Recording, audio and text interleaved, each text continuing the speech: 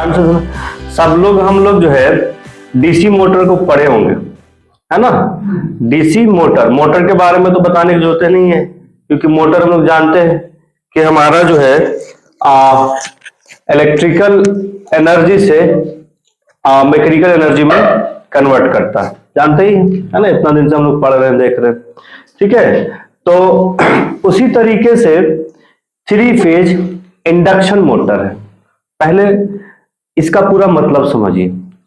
3 phase का मतलब 3 supply जाएगा। जैसे हम लोग एसी करंट एसी थ्योरी में पढ़े थे, है ना, या फेज भी पढ़े हैं। 3 फेज और एक न्यूट्रल, है ना। 3 फेज के लिए 3 तार जाएगा मोटर के अंदर में, और एक न्यूट्रल भी जाएगा। न्यूट्रल की कंडीशन बताएंगे कहां तक जाएगा। स्टेट इसका स्टार्टर अलग होता है, चालू करने वाला। हम लोग मोटर में अलग स्टार्टर पढ़े हैं, जबकि इसका स्टार्टर क्या होगा, डीओल। वो सब तो बात की बात है। फिलहाल पहले हम लोग ये समझते हैं कि 3 फेज इंडक्शन मोटर होता क्या है, और इससे पहले हम लोग जो मोटर पढ़े हैं उस मोटर में और इस मोटर में क्या अलग रहेगा, नया चीज क्या मिलेगा, है ना। चलिए, तो ये देखना है कि पहले मीनिंग समझिए। 3 फेज का मतलब समझ गए, 3 फेज वाला। बार बार हम याद रखिएगा दोस्त, ये 3 फेज को हम 3 फेज पूरा नहीं लिखेंगे, हम 3 लिख देंगे और 5 लिख देंगे। इससे ये समझ जाइएगा कि सर जो है 3 फेज की बात कर रहा है। सर जो है 3 फेज की बात कर रहा है। हो सकता है क्वेश्चन में भी आपको ऐसा ही मिलेगा ही। क्वेश्चन में भी क्या मिलेगा, ऐसा ही मिलेगा। अब हम लोग देखते हैं इंडक्शन, जिसको हिंदी में बोलते हैं प्रेरण, ठीक है। इंडक्शन काफी फेमस वर्ड है, और ये माइकल फैराडे का दिया हुआ है। कहेंगे सर हर बार आप माइकल फैराडे को ही लिखा जाते हैं, क्या करें, मजबूरी है। माइकल फैराडे हर जगह जितने भी मतलब विद्युत धारा से चलने वाला या विद्युत धारा देने वाला मशीन होता है, जो हम लोगों को इलेक्ट्रीशियन में पढ़ना है, वो सब जो है माइकल फैराडे से ही लगाव रखा है। माइकल फैराडे का ही समझिए कि दिया हुआ है, उसी से बना है। इसमें भी हमारा जो है माइकल फैराडे, हम उस एक शुरू में आपको बताया था कि हमारा एक माइकल फैराडे का सिद्धांत है। क्या, ध्यान से देखिएगा, विद्युत, है ना, चुंबकीय प्रेरण, है ना, जिसको अंग्रेजी में बोलते हैं इलेक्ट्रो मैग्नेटिक इंडक्शन, ठीक है दोस्त। ये चीज को समझना है पहले। इसी पर हमारा जो है डीसी मोटर और एसी मोटर दोनों काम करता है, ठीक है। तो इसीलिए हमारा जो है, जब भी हम एसी सप्लाई देते हैं तो ये जो है इंडक्शन पर वर्क करता है, इंडक्शन पे काम करता है।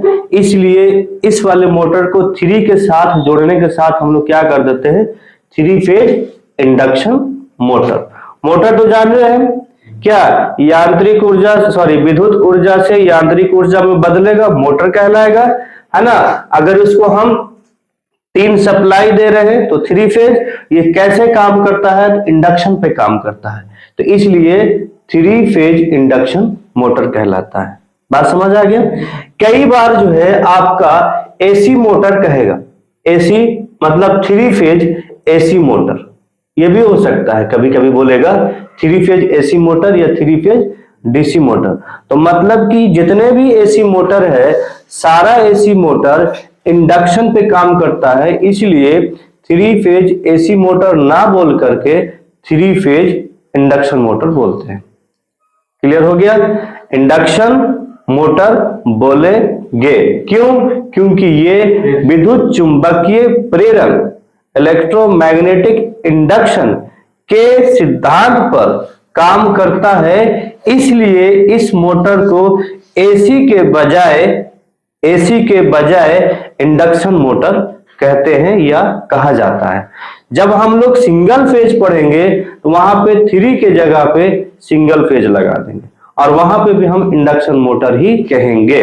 याद रखना है, ये एसी से चलने वाला मोटर को इंडक्शन कहा जाता है। कहेंगे सर एक और मोटर हम लोग पढ़ते हैं, सिंक्रोनस मोटर पढ़ेंगे आगे, तो उसमें क्या, उसको इंडक्शन नहीं बोलते, वो भी तो हमारा एसी से चलेगा, उसका नाम भले इंडक्शन नहीं है लेकिन चलता है एसी से, उसमें थोड़ा सा कंडीशन चेंज हो जाता है, इसलिए उसको इंडक्शन ना बोल करके सिंक्रोनस बोलते हैं। ठीक है, तो 3 फेज एसी से चलने वाला मोटर को इंडक्शन मोटर कहते हैं। इंडक्शन क्यों कहते हैं? क्योंकि ये एक मतलब माइकल फैराडे के विद्युत चुंबकीय प्रेरण के सिद्धांत पर वर्क करता है, काम करता है, इसलिए इसको इंडक्शन मोटर कहते हैं। क्लियर हो गया दोस्त? अब हम कहेंगे, है ना, ये आपका जो है देखा जाए तो डीसी मोटर और एसी मोटर, थोड़ा सा ध्यान देना है क्योंकि अगर आपने डीसी मोटर पढ़े हुए हैं, थोड़ा सा रिमाइंड करोगे ना तो एसी मोटर भी जल्दी से समझ आ जाएगा। ठीक है, डीसी मोटर में आप क्या किए कि देखिएगा यहां पे ये वाला क्या होता है, फील्ड पोल, है ना, फील्ड पोल होता था, और ये बीच में घूमने वाला भाग को हम लोग क्या बोलते थे? आर्मेचर, है ना, आर्मेचर बोलते थे। तो डीसी मोटर में ये फील्ड पोल जिसको स्टार्टर बोलते हैं और इसको हम आर्मेचर बोलते हैं, मतलब इसको हम लोग रोटर भी बोलते हैं। ठीक है, हम जो है दोनों को सप्लाई देते हैं, इसमें दोनों को सप्लाई देते हैं, इसको भी सप्लाई देते हैं, इसको भी सप्लाई देते हैं। कैसे काम करता है? तो ये ऊपर से अपना चुंबकीय क्षेत्र बनाता है, ये वाला फील्ड पोल, और ये भी अपना एक चुंबकीय क्षेत्र बनाता है। हम डीसी मोटर की बात कर रहे हैं दोस्त, जो पहले पढ़ा चुके हैं, है ना। ये हमारा फील्ड पोल अपना चुंबकीय क्षेत्र बनाता है और जो है ये भी अपना चुंबकीय क्षेत्र बनाता है। दोनों का चुंबकीय बल रेखाएं पारस्परिक प्रतिक्रिया के फलस्वरूप, है ना, पारस्परिक प्रतिक्रिया के फलस्वरूप दोनों जो है एक दूसरे को 90 डिग्री टकराने के बाद एक नया टॉर्क या हम नया घुमाव बल पैदा करता है। जिस तरीके से हमारे ये डीसी मोटर की बात कर रहे हैं अभी, एसी मोटर का नहीं, क्योंकि एसी मोटर में हमने यहाँ पे आर्मेचर नहीं रखेंगे। ठीक है, डीसी मोटर में क्या होता है कि इसका भी, ठीक है, चुंबकीय क्षेत्र है और ये भी अपना चुंबकीय क्षेत्र बना रहा है। दोनों का चुंबकीय क्षेत्र एक दूसरे का 90 डिग्री पर है, तो टकराने के बाद क्या होगा, क्योंकि ये घूमने वाला भाग में है, मतलब ये बेरिंग पर स्थिर है और ये स्थिर भाग है, इसीलिए इसमें क्या होता है, ये घूमने स्टार्ट कर देता है दोनों टकराने के बाद, जिसको हम लोग कहते हैं कि दोनों का चुंबकीय बल रेखाएं पारस्परिक प्रतिक्रिया के फलस्वरूप, है ना, हमारा जो है रोटर घूमने वाला भाग एक घुमाव बल पैदा करता है, जिससे वो क्या होने लगता है, घूमने लगता है। ठीक है, तो इस तरीके से हमारा डीसी मोटर काम करता है। ठीक है, तो कहेंगे कि सर ये तो मान लेते हैं कि इसमें हम चुंबक लगाए हैं इसलिए चुंबकीय क्षेत्र पैदा करता है, इसमें तो हमने चुंबक नहीं लगाया है, या दोनों में हम धारा देते हैं, आर्मेचर में भी धारा देते हैं और इसमें भी धारा देते हैं, लेकिन हमारा जो है एसी मोटर में ऐसा नहीं है ना। देखिए डीसी मोटर में हम लोग जो है रोटर के जगह पे आर्मेचर यूज करते थे। आर्मेचर का मतलब ये होता है कि हम सिलिकॉन स्टील का पत्तीनुमा एक बेलनाकार कहिए या सिलेंड्रिकल कहिए, इसमें हम बाइंडिंग करते थे, किसमें, रोटर में, घूमने वाला भाग में। और जो स्टेटर होता है, स्टेटर में भी हम लोग क्या करते थे, बाइंडिंग करते थे डीसी मोटर के लिए, लेकिन हमारा जो है एसी मोटर में ऐसा नहीं होगा। देखिए एसी मोटर कैसे बनेगा, ये हमारा बॉडी में बाइंडिंग करेंगे, लेकिन जो घूमने वाला भाग होगा, ये जो घूमने वाला भाग होगा जिसको हम लोग रोटर बोलेंगे, उसमें भी बोलते थे, जिसको हम लोग रोटर बोलेंगे, ये रोटर में बाइंडिंग नहीं करना है। हम लोग एसी मोटर में इस बाइंडिंग को हम कनेक्ट कर देते थे, यहां पर धारा जाने के लिए कम्यूटेटर यूज करते थे एसी मोटर में, लेकिन डीसी मोटर में ऐसा नहीं करेंगे। इसका काम इससे मतलब दोनों से कोई कनेक्शन नहीं रहेगा, ये अलग रहेगा और ये अलग रहेगा, ये ध्यान रखना है। डीसी मोटर में इससे सप्लाई अगर हम देते थे तो इससे कनेक्ट कर देते थे और कम्यूटेटर के माध्यम से धारा इसमें भी देते थे घूमने वाला भाग में, है ना, कुछ कंडीशन में। लेकिन एसी मोटर में ऐसा नहीं है, सिर्फ आपको धारा किस में देना पड़ेगा, स्टेटर में, इसमें जो बाइंडिंग किया हुआ है पूरा बॉडी में। रोटर में धारा देने की जरूरत नहीं होगा। यहां पर ये सिर्फ रहेगा सॉलिड, समझिए सॉलिड रहेगा, जिसको हम लोग जो है स्क्वायरल केज रोटर बोला जाता है। इसको बारे में हम पढ़ाएंगे, बहुत ज्यादा इंपॉर्टेंट है। ये स्क्वायरल केज रोटर सिर्फ एसी मोटर में प्रयोग करेंगे, चाहे वो 3 फेज हो या सिंगल फेज। सिंगल फेज में ना के बराबर यूज करते हैं, लेकिन 3 फेज में यूज करते हैं। ठीक है, तो अगर हम समझते हैं, इंट्रोडक्शन में यही हुआ, अगर हम समझते हैं कि सर ये जो है एसी मोटर किस सिद्धांत पे काम करता है, किस प्रिंसिपल पे काम करता है। अगर हाँ हमसे कोई पूछे कि हमारा जो है एसी मोटर कैसे काम करता है, तो आप सबसे पहले कहोगे कि जैसे हमारा डीसी मोटर काम करता है उसी तरीके से एसी मोटर भी काम करता है। बस डीसी मोटर में ऊपर वाला भाग में और घूमने वाला भाग में दोनों में सप्लाई देते हैं, लेकिन एसी मोटर में सिर्फ स्टेटर में सप्लाई देते हैं, रोटर में सप्लाई नहीं देते। डीसी मोटर में दोनों जगह बाइंडिंग करते हैं, रोटर में भी बाइंडिंग करते हैं, स्टार्टर में भी बाइंडिंग करते हैं, लेकिन एसी मोटर में घूमने वाला भाग को बाइंडिंग नहीं करते हैं। वो सॉलिड लोहा का मतलब स्क्वायरल जाली नुमा बताएंगे, है ना, स्क्वायरल के उसमें बाइंडिंग नहीं करते हैं, ये ध्यान में रखना है। एसी मोटर में घूमने वाला भाग में भी और स्थिर भाग में भी दोनों में बाइंडिंग करते हैं, लेकिन इसमें हम सिर्फ ऊपर में बाइंडिंग करते हैं, घूमने वाला भाग में नहीं करते, है ना। हालांकि दोनों जो है माइकल फैराडे के विद्युत चुंबकीय प्रेरण के सिद्धांत पे काम करता है। अगर आपसे कोई पूछे कि बताओ इसका किस सिद्धांत पे काम करता है, तो बोलिएगा माइकल फैराडे का एक सिद्धांत दिया हुआ है विद्युत चुंबकीय प्रेरण, उसी के सिद्धांत पर डीसी मोटर भी काम करता है, एसी मोटर भी काम करता है, ये ध्यान में रखना है।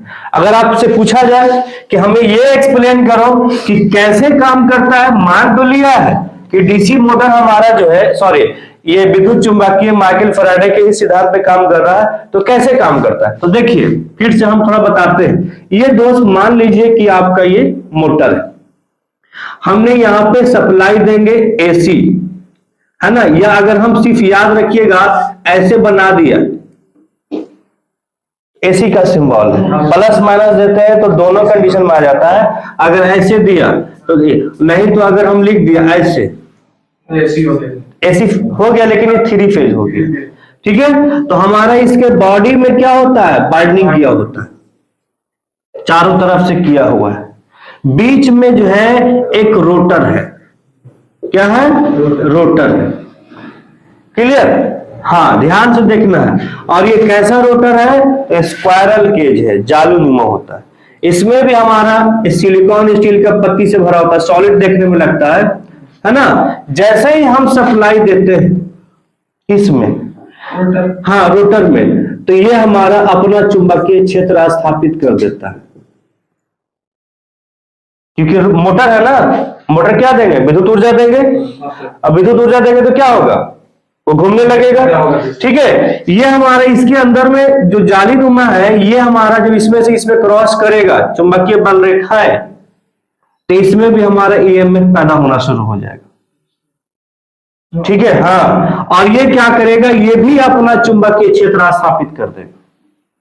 इस तरीके से उसको बनाएंगे, और ये इसका चुंबकीय बल रेखा, इसका भी चुंबकीय बल रेखा है, परस्परिक कट करेगा, मतलब दोनों धक्का देगा ऐसे, तो धक्का देगा तो ये तो स्टेबल है, स्टेटर है तो, लेकिन ये तो घूमने वाला भाग है, तो घूमने वाला भाग है तो क्या हो जाएगा, रोटेट कर जाएगा, है ना। तो हम कहेंगे कि जब, या हो सकता है कि हम लोग जो है इसमें बाइंडिंग ना करके इसमें करेंगे, ऐसा हो सकता है, धारा देंगे स्लिप रिंग के माध्यम से। तो जब हम लोग धारा देंगे, ठीक है, धारा देंगे तो वो चुंबकीय बल रेखाएं बनाएगा, और चुंबकीय बल रेखाएं बनाने के बाद वो दोनों का मैग्नेटिक फील्ड एक दूसरे से टकराएगा, जिससे क्या होगा, एक घुमाव बल क्रिएट होगा। ठीक है, तो आपसे जब पूछाएगा कोई तो बोलेंगे कि जिस तरीके से डीसी मोटर काम करता है उसी तरीके से हमारा एसी मोटर भी काम करता है। चुंबकीय बल रेखाओं के ये माइकल फैराडे के विद्युत चुंबकीय बल रेखा, जब किसी धारावाही चालक में जब धारा दी जाती है तो चुंबकीय धारावाही चालक एक अपना चुंबकीय बल रेखाएं पैदा करता है, और वो चुंबकीय बल रेखाएं क्या होता है, एक दूसरे को परस्परिक कट करता है, जिससे घुमाव बल या टॉर्क पैदा होता है। ये इसका सिद्धांत है। क्लियर? अब हम डीसी मोटर और एसी मोटर में अंतर देखते हैं। डीसी और एसी मोटर का अंतर, डिफरेंस बिटवीन डीसी मोटर और एसी मोटर। ध्यान से देखना है ना। हमने बोला स्टार्टर या फील्ड पोल, दोनों को बोलते हैं स्टेटर बोलेंगे या फील्ड पोल, और आर्मेचर या रोटर। इसमें दोनों में बाइंडिंग किया होता है, या दोनों चीज होता है, या दोनों में सप्लाई भी देंगे। इसका लिखने का मतलब ये नहीं कि खाली इसमें ये दोनों, खाली इसमें केवल स्टेटर ही होता है। इसका लिखने का मतलब ये हमने बताया है कि दोनों में बाइंडिंग होता है या दोनों में सप्लाई दे सकते हैं, लेकिन इसमें सिर्फ स्टेटर में ही सप्लाई दे सकते हैं। यहां पे हमने सिर्फ स्टेटर लिखा है और यहां पे स्टेटर अथवा आर्मेचर दोनों लिखा है। इसका मतलब हम ये बताना चाह रहे हैं कि ये दोनों भाग में धारा देते हैं, इसमें सिर्फ स्टेटर में ही धारा देंगे। मतलब ये दोनों भाग में बाइंडिंग कर सकते हैं, और इसमें सिर्फ किसमें, स्टेटर में ही बाइंडिंग करेंगे। क्लियर हो गया? दूसरा चीज, इसमें कम्यूटेटर का आवश्यकता होता है, इसमें कोई कम्यूटेटर का आवश्यकता नहीं होता है। इसमें एक स्क्वायरल केज रोटर होता है। Squirrel cage rotor in the sense उसमें किसी प्रकार का बाइंडिंग नहीं होगा, याद रखना है। यहां पर लिखने का मतलब है कम्यूटेटर, ये अगर यूज कर रहे हैं बाइंडिंग वाला तो कम्यूटेटर की आवश्यकता पड़ेगी, लेकिन इसमें कोई आवश्यकता नहीं है, क्योंकि इसमें क्या यूज कर रहे हैं, स्क्वायरल केज रोटर। दूसरा चीज, इसका गति जो है ना, इसका गति किसका, डीसी मोटर का गति इसके बैक ईएमएफ पर निर्भर करता है। अब कहेंगे सर बैक ईएमएफ क्या होता है, तो अगर धारा देते हैं इसमें ईएमएफ पैदा होता है, यह ईएमएफ मेन धारा को अगर विरोध करता है उसी को बैक ईएमएफ कहते हैं। तो इसका गति, डीसी मोटर का गति बैक ईएमएफ पे डिपेंड करता है, लेकिन और साथ में चुंबकीय फ्लक्स के, है ना, उस पे ये मतलब व्युत्क्रमानुपाती होता है। अगर चुंबकीय फ्लक्स बढ़ेगा तो क्या होगा, घटेगा। लेकिन इसमें क्या है कि जितना फ्रीक्वेंसी वाला धारा दीजिएगा, जितना फ्रीक्वेंसी वाला धारा दीजिएगा उतना ही आपका घूमेगा, और अगर पोल का संख्या बढ़ा दीजिएगा किसमें, एसी में, तो आपका गति घट जाएगा। तो मतलब फ्रीक्वेंसी पर समानुपाती होता है, जबकि पोल के व्युत्क्रमानुपाती होता है। डीसी मोटर का गति में हम परिवर्तन कर सकते हैं, मतलब बढ़ा भी सकते हैं और घटा भी सकते हैं। यहां पे लिखा है घूर्णन दिशा, ये समझिए कि डीसी मोटर का घूर्णन दिशा को परिवर्तित कर सकते हैं। इसमें क्या होगा कि 3 फेज को परिवर्तित तो कर सकते हैं एसी मोटर में, लेकिन सिंगल फेज मोटर को गति का परिवर्तित नहीं कर सकते। ये ध्यान में रखना। जब एसी मोटर पढ़ेंगे सिंगल फेज में तो 3 फेज को तो हम गति को कम या बेसी कर सकते हैं, लेकिन सिंगल फेज को गति का परिवर्तन नहीं कर सकते। साथ में हमने लिखा है कि अगर दोनों का ताकत सेम हो, अगर दोनों का ताकत सेम हो, शक्ति अगर सेम हो, ठीक है, तो आकार में बड़ा कौन होगा, तो याद रखना है डीसी मोटर ज्यादा बड़ा होता है ना, और एसी मोटर क्या होता है, छोटा होता है। कोई भी एग्जांपल आप जो है वॉशिंग मशीन में देखिए, जितना वॉशिंग मशीन की मोटर में ताकत होता है ना, अगर वही डीसी लगाइएगा ना तो इतना बड़ा ले लेगा।